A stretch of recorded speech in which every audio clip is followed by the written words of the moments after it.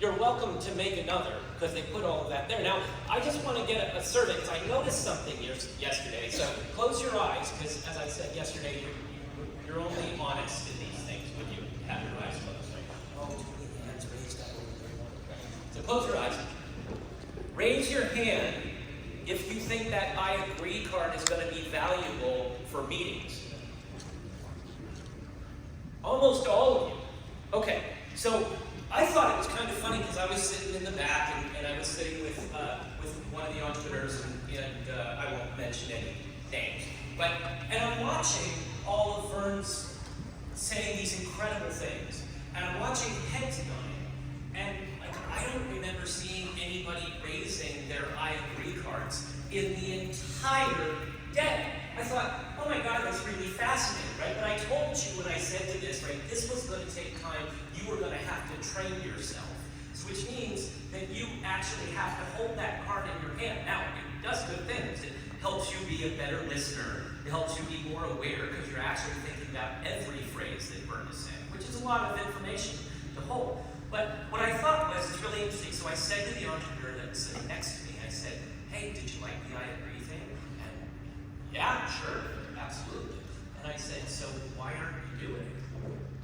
And she looked at me, she said, well, she says, nobody else is.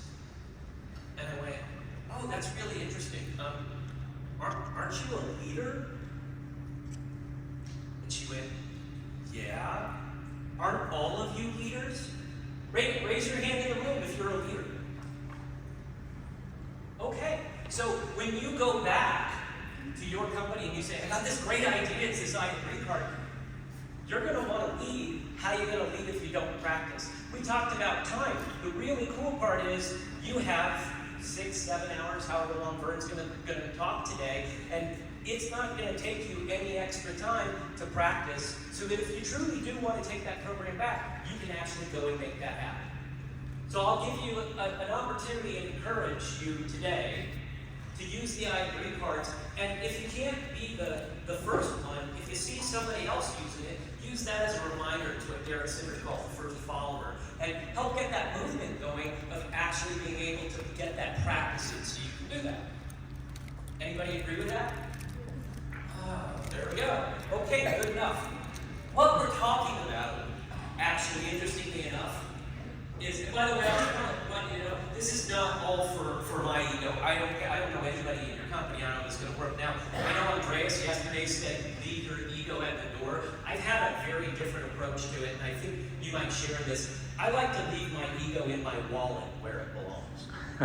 So, anybody else want to, focus on money and make that where you want to put your ego? What I'm talking about this morning is accountability. So yesterday I was having a conversation with some, and we were talking about cycling. Are there any road cyclists in the room? I'm like, oh, okay, Ian over there. So wherever Sung is, Sung, you got a riding partner over there, which is good. And we were talking about it, and we were talking about discipline and how I got back into road cycling. And so I showed him this picture. Let's see if I get this. Or maybe, there we go. I showed him this guy. Horrible, right? Look at that guy. That guy is 5'4". I don't know what that is in height, and 208 pounds, which kilo-wise is a lot. And he was huge. That jacket he couldn't even close. And so someone said to me, he said, I showed him.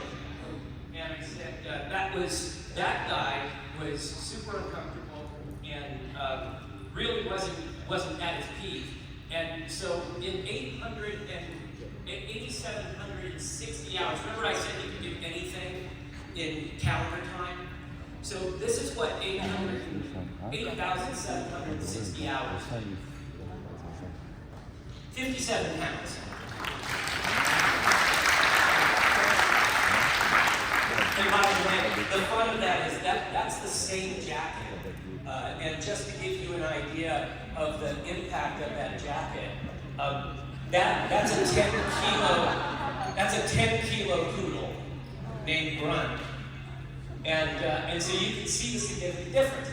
And so some said, wow, that just must have taken incredible willpower. And I said, well, what it actually took was discipline and accountability. And you're going to go back and you're going to try all these things in your company, and tell me if you've ever had this scenario happen to you. You're working with an employee, they're all excited to say, this is what I want you to do, this is what I want you to do, and you come back 2 weeks later, and you believe them, they're motivated, and it's still not done. And then you come back 2 weeks later, and they say, yeah, we're going to do this, and it's still not done. And then you come back again, and it's still not done. And you're like, well, you know that this employee isn't a bad employee. And yet, somehow, this just keeps getting pushed off and pushed off and pushed off. Now, I know you leaders accomplish everything. You never have anything that falls to the wayside, anything that you don't, right? Anybody in here ever have anything that they've been wanting to do that doesn't actually get done? And so I found out, I did a lot of studying in this when I was writing for Game, and found out that there is a prioritization structure that we use to actually manage our accountability. And largely because we put way too many things on our plate, and somehow, some way, we have to sort through what those are. So I'm going to take you through those right now. The first is motivation. Do I want to do this? So let's say, for example, that you have 10 things on your list, and you only have tactical time or hourly time to do 5. Nobody has that going on in their world, right? What happened? Nobody agrees that they have that. Just one or one, but yeah. All right. So here you are. You got 10 things, and you only have time to do 5. How do you prioritize it? The first one is, do I want to do it? Because I guarantee you, you will not do anything that ultimately, in some way, somehow, you don't want to do. You cannot motivate yourself beyond where you sit. So that's one. That's pretty easy. I have these 10 things. Of the 10 things, maybe there's 2 of them. I don't really want to do them, so I'm just going to put them to the side. I say I want to do them, but I'm not going to do them. Put it to the side. But what's number 2? Oops, we'll go back. It's the know-how. Do I know how to do it? So let's say at my house, I have an old house that we've been rehabbing, and there's a sink that I probably should replace. And I do actually want to replace the sink because it'll make it really, much better for us to work in the kitchen. My wife and I like to cook. Do I actually know how to replace that sink? If I don't know how to replace that sink and I haven't had time to go to YouTube and actually learn what's the process to change the sink, then guess what? It's going to get moved to the bottom of the priority list, and something else where I'm actually want to do it and I know how to do it, that's what's going to get done. That's what happened to me in the weight. I struggled because I didn't know how to lose that weight. I was 50, I was trying everything, diet wasn't working. So I went and I studied and I figured out how to get the know-how. The third thing is, I might know how to do it, but do I actually have the tools? Because if I've got 6 things on my plate and 4 of them, I know how to do them, and I have the tools that I need, they're going to take priority over, hey, I can't do the sink because I don't have a pipe wrench, and so even though I know how to do it, I got to go order the pipe wrench, and that means I got to figure out what kind of pipe wrench I actually need, and so I just keep prioritizing the things that I actually have the first 3 on. The last one is the most critical, and the last one is really interesting because Vern talked about Aubrey Daniels. Aubrey Daniels talked about this one in a pretty interesting way.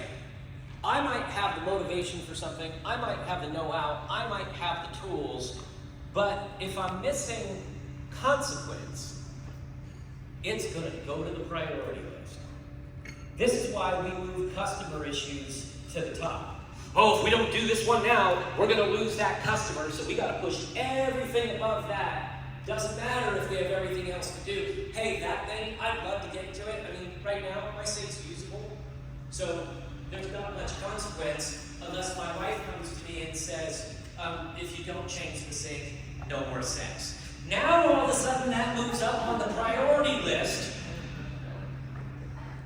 Consequence. So the next time you're sitting and you're walking through with with your employees, and you're sitting there and you're looking at the task, you're getting into your huddles, and you're doing your accountability, and the same thing has been coming up and coming up and coming up. It's not getting done.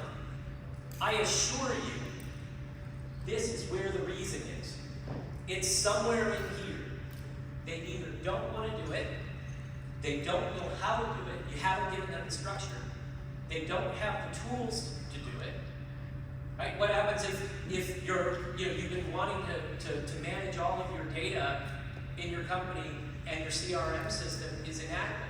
That's a perfect example of where your lack of tools is getting in the way. Or you're using something like HubSpot, but nobody's ever trained you on how to use it. So what happens is you don't actually go and get that material done. And then, hey, we're doing business, we're growing. Vern talked about success being a danger. It hides a lot of problems. Success is this weird thing that the more successful you are, the less likely you are to actually go and dig in at what's not going right in your business. I come from the mortgage industry. There's no money like the money business, let me tell you. They make 10 times